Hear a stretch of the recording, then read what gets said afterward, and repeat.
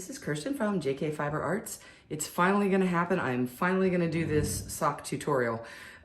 So I love knitting socks. I love spinning to knit socks. Socks are kind of my thing. I started off, I don't know, 30 years ago knitting. And the second thing I ever knit was socks on double pointed needle. What I thought would be the most useful place to start would be to just go over the anatomy of the sock. A lot of times people read a sock pattern and it all sounds foreign and it's overwhelming and they don't think they can use the yarn that they spun to make socks. You absolutely can. This is one of the first sock yarns that I ever spun, and this was from a Spunky Eclectic. She had something, I don't know if she still has this or not, it's called Duos, and it was really cool. It was like a semi-solid color, and then you plied it with a complementary progressive color, and it gave you this beautiful subtle color change. I love Duos. In fact, I think I still have one left in my trunk that I bought a decade ago, and I haven't spun yet, but I will get to it. So you can see this is a lace pattern, but the spin was not super consistent, but you know what, I was ready to go for it.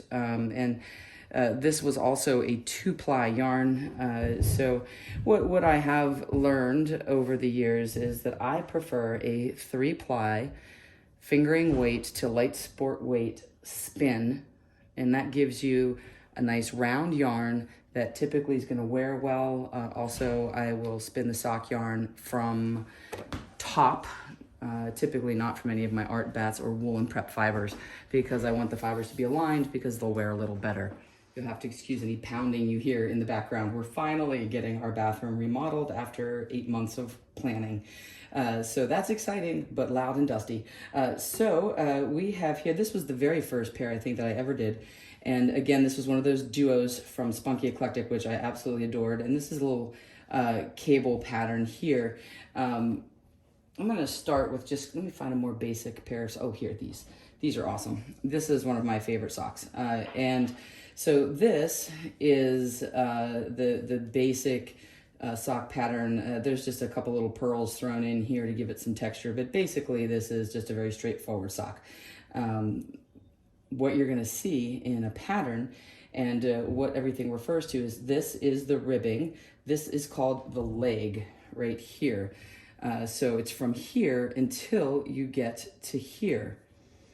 This part, from here to here, that is the heel flap right here. They call that the heel flap. Then you turn the heel, which gives you this little kind of triangular or crescent half moon shaped area. And that's the little cup, the heel cup that your foot fits in. The next part that you'll hear about, so typically if you're doing a sock pattern knit from the top down, they'll talk about casting on, and then they're gonna talk about the leg, whatever pattern you're gonna do for that and how long you wanna do it. You can do it as long as you want. You can see when I first started knitting socks, I used to make them really long, and then I got lazy. This pair I finished like last week, and I'm like, yep, I'm making them short because I wanted to be done. But you can make them as long as you want. So this is the leg, the heel flap, which is going to be a square. I'll talk about that too. And then the heel turn. And then this little part here that looks like the little corner of a triangle, that is called the gusset. And when you read a pattern, it'll talk about decreasing for your gusset usually. A standard sock pattern will have decreases here. There are some other patterns that do it a different way. It's still the gusset though. Now that you understand the jargon, you think, okay, great, what do I do next?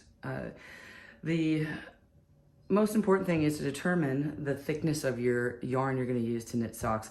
Most patterns are gonna require either a sport weight, light sport weight, or a fingering weight yarn. A fingering weight is typically somewhere between a 19 to 22 WPI. I usually try to shoot for somewhere around 20. At a thicker weight, I might do an 18, which would be a lighter sport weight. That typically is going to give me a single that I spin usually between 40 and 42, 43 WPI for my singles for a 3-ply sock to give me a finished yarn that is going to be in the range that I want to knit socks. The next thing to consider when picking your yarn or when picking a pattern to use with the yarn you have is one, how much yardage you have, and two, what type of pattern you're going to use.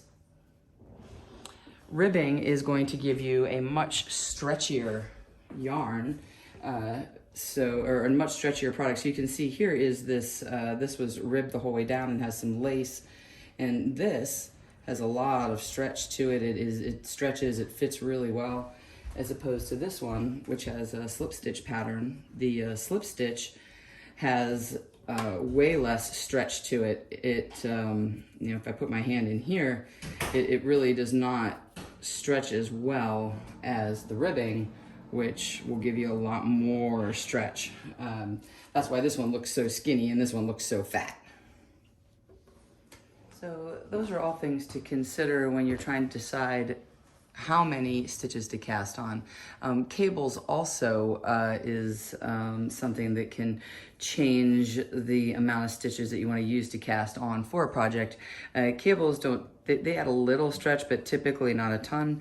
So this is a cabled sock that has some beads on it. And this one also, I had to cast on a little more stitches for this because it doesn't have quite the same amount of stretch as either ribbing or just this one, like straight stockinette. The other thing too to consider is if you're spinning a blend. I do love to spin blends for socks. Good blends for socks can add some stretch and some durability. Usually adding a little nylon, mohair is good for durability. I typically will use merino, sometimes BFL with silk. Just spinning with straight up wool is also fine. I've even done cotton with nylon, and that gives a nice lightweight summer sock, and it keeps its shape. When you do sock blend, this is a blend from Spunky Eclectic again. I just love Amy King's stuff, and I hand spun this, and this is merino, mohair, and nylon, and the mohair gives it that halo, kind of fuzzy. It feels really good. This is a tough wearing sock. She actually calls this her Texas Tough Socks blend, and it's fantastic. I'm gonna have to get some more of this. So the nylon will give you some stretch. The mohair will help with durability. So doing blends for socks is wonderful. The recipe for knitting basic socks is pretty much mix and match. You can do whatever ribbing that you want. You can do whatever leg you want. You can do different types of heels. There's afterthought heels, which I personally don't care for. I just turn my heels as I go along. I prefer top down, but I've also done toe up. They're nice. Once you understand where everything goes, you can basically do whatever you want. You can do different toe, you can do different gusset. So after all of this, the basic gist is socks are math. In order to have a sock that fits you and to modify any pattern, all you need to know is the measurement of the foot of the person you want to make the sock for. The casting on of stitches typically is going to be the circumference of the ankle in inches minus 1 inch. For a child sock, I would use the ankle circumference minus 1/2 inch. Another way to calculate the number of inches worth of stitches you need to cast on would be to measure around the ball of your foot and subtract 10%, which basically gives you the same thing as the ankle circumference minus 1 inch for an adult.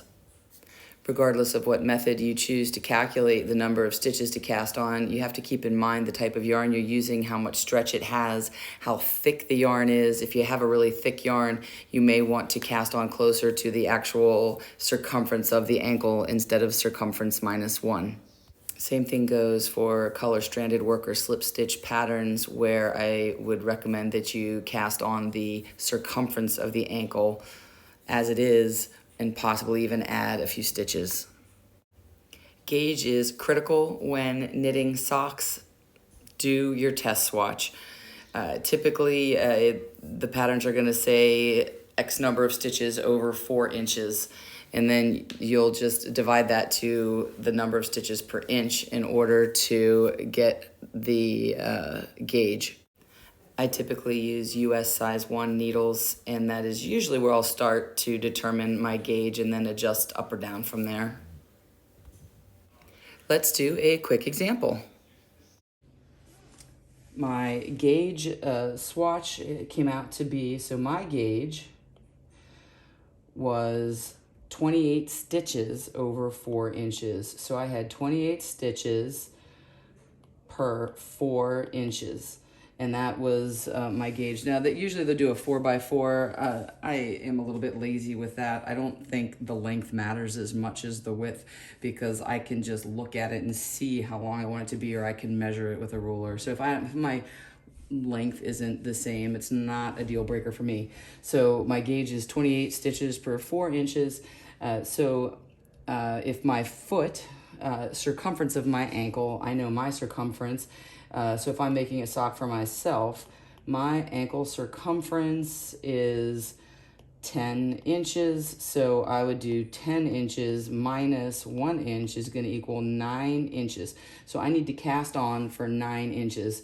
So I have 28 stitches per 4 inches, which equals 7 stitches per 1 inch. So my number is 7. So here's my 9. So I just multiply the 9 times 7, and whoops, 9 times 7, but I wrote 9 times 6.